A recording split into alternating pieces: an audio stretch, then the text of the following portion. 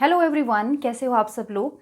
Welcome back to bond with chemistry. आज के video में बच्चों हम क्या पढ़ने जा रहे हैं। आज के वीडियो में हम पढ़ने जा रहे हैं वेंट ऑफ फैक्टर और साथ में हम सॉल्व करने जा रहे हैं कुछ इंपॉर्टेंट क्वेश्चन जिससे आपको उसके बारे में बेसिक नॉलेज हो जाएगी। ओके तो बच्चों हमने देखो सॉल्यूशन चैप्टर में अभी तक क्या पढ़ा, बहुत सारी कॉलिगेटिव प्रॉपर्टीज के बारे में पढ़ा। और देखो कॉलिगेटिव प्रॉपर्टीज होती क्या है। Colligative properties depend upon the number of solute particle dissolved in the solution. तो वो number of particles of the solute के ऊपर डिपेंड करती है। लेकिन कॉलिगेटिव प्रॉपर्टी से जब आप मोलर मास निकालते हैं ना, तो वो तब तक ही सही आता है जब तक कि आपका सोल्यूट नॉर्मल सोल्यूट होता है। मतलब आपका सोल्यूट एक नॉन इलेक्ट्रोलाइट होता है। ठीक है बच्चों, तो नॉन इलेक्ट्रोलाइट का मतलब क्या होता है। नॉन इलेक्ट्रोलाइट का मतलब होता है जो डिसोसिएट नहीं करता, जो टूटता नहीं है, जो आयंस नहीं देता। अब ऐसा कौन सा सोल्यूट है जो टूट जाता है। ऐसे हमारे पास कुछ सोल्यूट होते हैं जो ब्रेक हो जाता है इनटू आयंस। अब कौन कौन से सोल्यूट हैं, देखो आपने पढ़ा होगा NaCl यानी कि सॉल्ट। ठीक है, सॉल्ट चाहे कोई भी हो, वो ज़रूरी नहीं है NaCl हो, वो NaCl हो, CaCl2 हो, जिंक क्लोराइड हो। ऐसे सॉल्ट जिनको जब आप सॉल्वेंट में डालते हैं तो वो आपको आयंस देते हैं, वो टूट जाते हैं। तो हमने क्या पढ़ा था, हमने तो भाई ये पढ़ा था कि अगर जितने नंबर ऑफ पार्टिकल्स किसी सोल्यूट में से निकलेंगे, हमारी कॉलिगेटिव प्रॉपर्टी के ऊपर उसका सीधा असर पड़ता है। कॉलिगेटिव प्रॉपर्टी उतनी ही ज़्यादा बढ़ जाती है जितने नंबर ऑफ पार्टिकल्स होते हैं। तो अब हमारे पास तो प्रॉब्लम क्रिएट होगी। अब हमें क्या करना पड़ेगा, हम अब उन चीज़ों के बारे में समझेंगे जो इलेक्ट्रोलिटिक हैं। राइट, इलेक्ट्रोलाइट हैं कौन कौन से, आपके एसिड्स या फिर बेस हो आपके पास, या फिर आपके पास सॉल्ट हो। ये सभी क्या करेंगे, जैसे आप इनको पानी में डालेंगे ना, ये पानी में डाल करके आयंस में ब्रेक हो जाएंगे। अब सीधी सी बात है, अगर ये आयंस देंगे तो कॉलिगेटिव प्रॉपर्टी पर सीधा असर पड़ेगा। राइट, अब आयंस तो हमारे पास आ गए, चलो कुछ एग्जाम्पल करके देख लेते हैं। जैसे हमारे पास है NaCl ने ब्रेक किया, आपके पास बन गया Na पॉजिटिव और Cl नेगेटिव आयन। तो आपके पास तो एक मॉलिक्यूल 2 आयन दे रहा है, तो नंबर ऑफ पार्टिकल्स तो बढ़ जाएंगे। अब यहाँ देखो, जैसे अभी आपके पास है यहाँ पर CaCl2, अरे ये तो हमारे पास Ca2 पॉजिटिव और 2 Cl नेगेटिव आयन दे रहा है। क्या हो गया, 3 आयन बन गए। डाला तो एक मॉलिक्यूल था, लेकिन एक मॉलिक्यूल 3 में डिवाइड हो गया। अब हम क्या समझते हैं, ऐसा करने से ऑब्वियसली हमारी जो कॉलिगेटिव प्रॉपर्टी है उनके ऊपर फर्क पड़ेगा।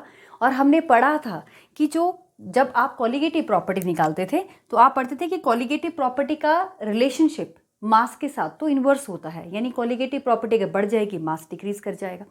ठीक है, तो अगर I जो है इसी प्रो मोलर मास है ना, वो एग्जैक्ट नहीं आ रहा है हमारे पास, सेम नहीं आएगा, या कॉलिगेटिव प्रॉपर्टी की वैल्यू भी हमारी जो हम निकालते हैं उससे अलग आएगी, यानी कि ऑब्जर्व्ड अलग आएगी, एक्सपेरिमेंटल वैल्यू जो है वो अलग आएगी नॉर्मल वैल्यू से। ठीक है, तो ये इस चीज़ की जानकारी के लिए वेंट ऑफ फैक्टर को पढ़ने से पहले हमें क्या चीज़ मालूम होनी चाहिए, एबनॉर्मल मोलर मास मालूम होनी चाहिए। जैसे हमने कहा कि अब हमने NaCl ही ले लिया, सपोज करो कुछ सॉल्यूट या फिर कुछ सॉल्यूट हमारे पास ऐसे होते हैं जो सॉल्वेंट में जाकर के क्या कर जाते हैं, डिसोसिएट हो जाते हैं, ब्रेक हो जाते हैं।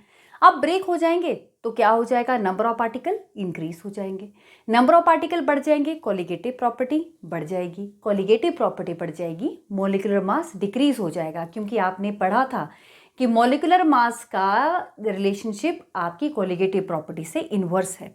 ठीक है, तो हम कह रहे हैं कि if number of particles increase कर रहे हैं, नंबर ऑफ पार्टिकल्स इंक्रीज करते हैं तो कॉलिगेटिव प्रॉपर्टी की वैल्यू भी इंक्रीज कर जाती है। राइट, और तो जो फिर मोलर मास आएगा अकॉर्डिंग टू हमारे एक्सप्रेशन, मोलर मास की वैल्यू डिक्रीज हो जाएगी, बिकॉज ये तो इनवर्सली प्रोपोर्शनल है। एक एग्जांपल कर लेते हैं, हमने पढ़ा था डेल्टा टीबी होता है KB स्मॉल m क्या था, मोलैलिटी थी। तो जब हमने इसे चेंज किया ना, तो ये क्या बन गया, KB और into WB upon molar mass into आपका WA इन ऊपर 1000। ये तो बच्चों आप पढ़ चुके हो। यहीं से देखो, ये आपकी कॉलिगेटिव प्रॉपर्टी है। Right, in elevation in boiling point temperature colligative property है। अब देखो कोलिगेटिव प्रॉपर्टी और मोलर मास का रिलेशनशिप तो उल्टा है ना, इनवर्स है। ये बढ़ेगा ये कम होगा, ये बढ़ जाएगा तो ये कम हो जाएगी। तो यही से हम ये कह रहे हैं कि और ये एक कोलिगेटिव प्रॉपर्टी है। और कोलिगेटिव प्रॉपर्टी किसके ऊपर डिपेंड करती है बच्चों? कोलिगेटिव प्रॉपर्टी डिपेंड करती है नंबर ऑफ पार्टिकल्स के ऊपर।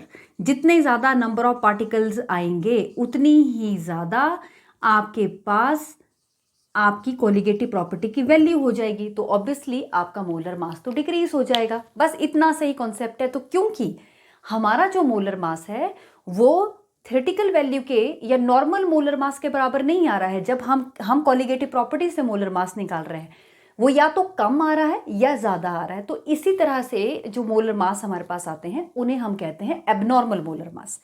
अच्छा, अब इस प्रॉपर्टी, अब देखो अगर एसोसिएशन हो जाए तो क्या हो जाएगा? एसोसिएशन हुआ, एसोसिएशन अगर होगा तो से हमने लिए कोई हमारे पास n number of A particles हैं, ठीक है।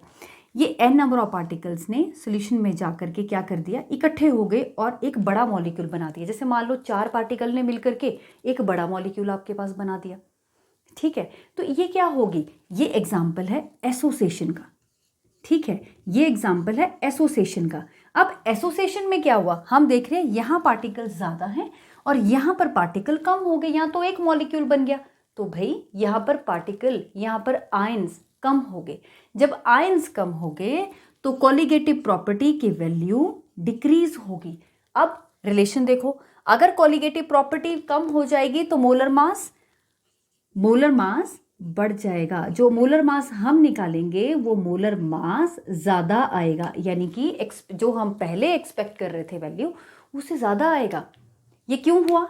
क्योंकि हमारे जो पार्टिकल्स थे वो एसोसिएट हो गए। अब देखते हैं ये एसोसिएशन हुई क्यों। एसिटिक एसिड है, जब आप इसको नॉन पोलर सॉल्वेंट में जैसे बेंजीन में डाल देते हैं तो ये वहाँ पर जा कर के क्या कर जाता है, एसोसिएट कर जाता है। अदरवाइज तो ये एसिड है। एसिड को तो अगर इसे हम पोलर सॉल्वेंट में डाल देंगे तो पोलर में डाल करके ये क्या करेगा, अपने आयंस को फ्री कर देगा, ये H पॉजिटिव को दे देगा, 4% ये डिसोसिएट हो जाएगा। लेकिन यहाँ पर क्या हो रहा है, या आप एसिटिक एसिड नहीं लेना चाहते हैं तो आप यहाँ बेंजोइक एसिड भी ले सकते हैं। Any example you can take of the acid. अब यहाँ पर क्या हुआ, C6H5। अब देखो बहुत सिंपल है, यहाँ हाइड्रोजन और साथ वाले मॉलिक्यूल का ऑक्सीजन। तो हाइड्रोजन और ऑक्सीजन या नाइट्रोजन या फ्लोरीन के बीच में कौन सी बॉन्डिंग होती है? इंटरमॉलिक्यूलर हाइड्रोजन बॉन्डिंग, अगर वो 2 मॉलिक्यूल के ऊपर हैं।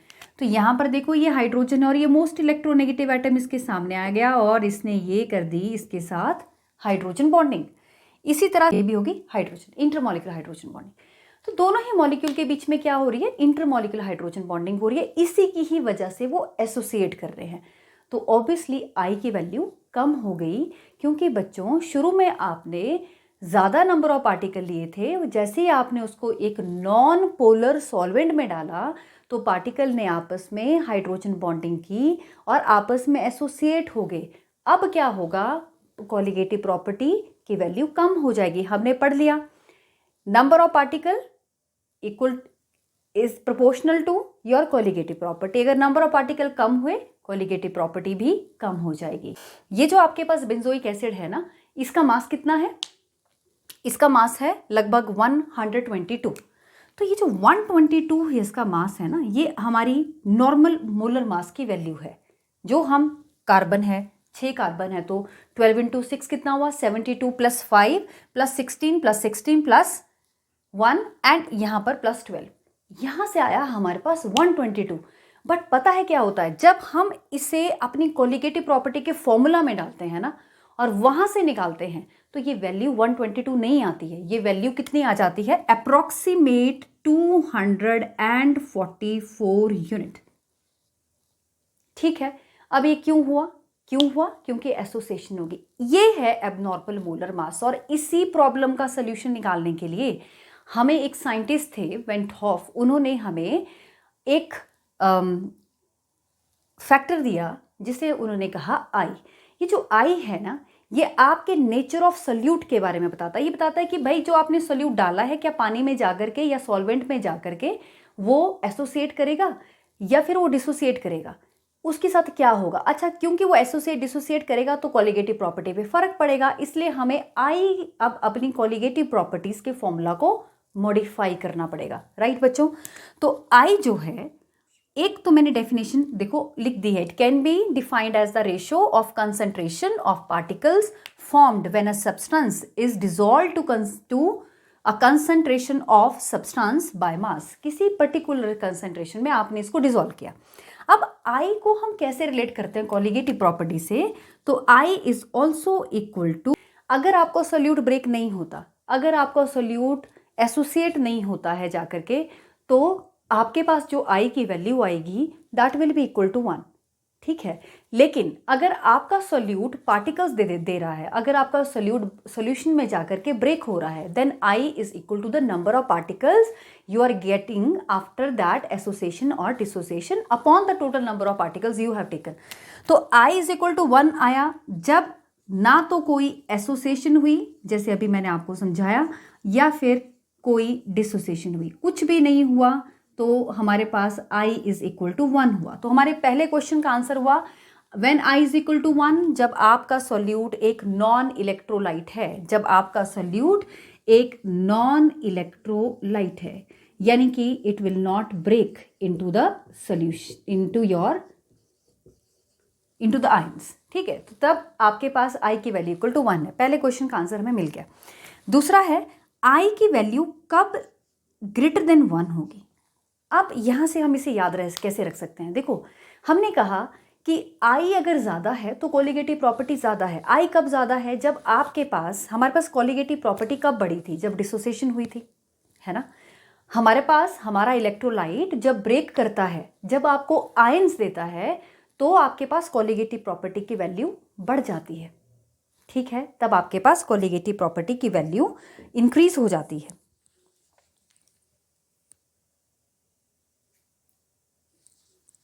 राइट। अब ये अगर वो कॉलिगेटिव प्रॉपर्टी की वैल्यू इंक्रीज होती है तो मोलर मास डिक्रीज हो जाता है, जैसा हमारा रिलेशन था। तो अब ध्यान दो, आपके पास मोलर मास कब डिक्रीज हुआ था? जब डिसोसिएशन हुई थी, यानी कि आई will be greater than 1 for dissociation. जब आपका सॉल्ट या आपके पास जो एसिड है या जो बेस है वो डिसोसिएट करेगा, नंबर ऑफ पार्टिकल ज़्यादा देगा, तो i will be greater than 1, right. उस केस में आपके पास I will be greater than 1। और क्या क्या हो जाएगा? अगर I is greater than 1, colligative property will be more than the original one. Then और आपके पास क्या होगा बच्चों?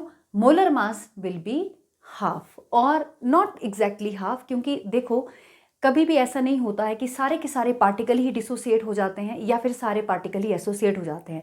ये जो प्रोसेस चलती है ना, ये प्रोसेस इक्विलिब्रियम में होती है, यानी कि जैसे मैंने यहाँ लिखा है, तो ये एक इक्विलिब्रियम आने पर ये प्रोसेस रुक जाएगा। तो पूरी तरह से सारे पार्टिकल ना तो एसोसिएट करेंगे और ना ही डिसोसिएट करेंगे, ये आपको ध्यान रखना है। जनरली ये वैल्यू एग्जैक्ट हाफ या एग्जैक्ट डबल नहीं होती है।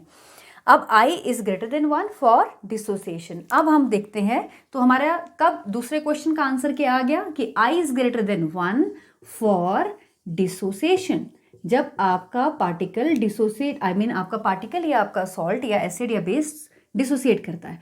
और दूसरे केस का आंसर आया जब उसकी क्या हो जाती है? एसोसिएशन हो जाती है। तो यहाँ डेल्टा टी भी है ना, तो डेल्टा टी भी क्या हो जाएगा? हमें ये वेंटो फैक्टर लगाना पड़ेगा, इट विल बी KBM। इसी तरह से बच्चों जो डेल्टा TF है वो क्या हो जाएगा? I into KFM। आपके पास इसके बाद आपके पास क्या था? आपके पास थी pi is equal to CRT, जहाँ पर C क्या थी? मोलैरिटी, कंसंट्रेशन थी। तो यहाँ पर ये बन जाएगा I into C into RT, fine. अब इसी तरह से देखो नेक्स्ट हमारे पास था आपके पास एक और फॉर्मूला था, that is P0A minus P over P0A is equal to XB। So ये भी हमारे पास क्या बन गया?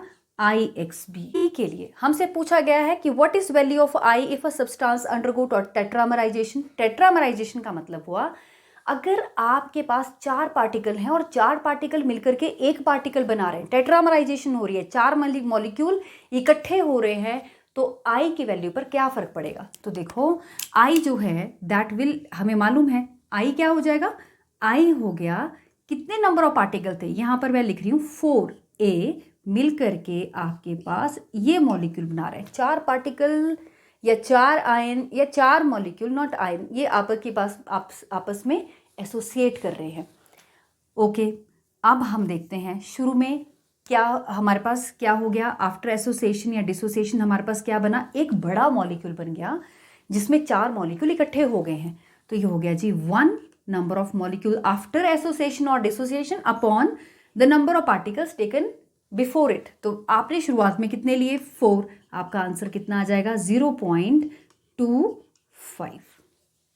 तो आपका जो आंसर है that is 0.25।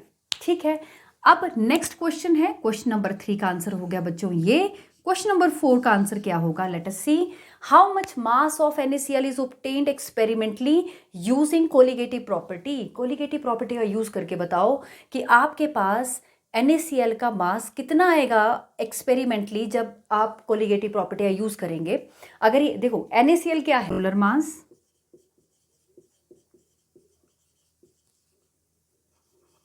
Normal molar mass upon आगे आपके पास observed.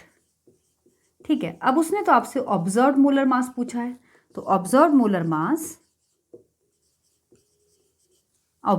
Mass is equal to, yes, ये आ जाएगा normal molar mass upon i की वैल्यू। आई की वैल्यू आपके पास NaCl के लिए कितनी है, हमें मालूम है कि NaCl ब्रेक करता है और आपको 2 आयन देता है, राइट, क्योंकि NaCl विल ब्रेक, आपको कितने आयन देगा, Na positive and Cl negative, कितने आयन आ गए, 2 आयन। तो I की वैल्यू कितनी है, 2 है। और इसका नॉर्मल मोलर मास कितना है, नॉर्मल मोलर मास है 23.5 प्लस 23 प्लस अपॉन 2।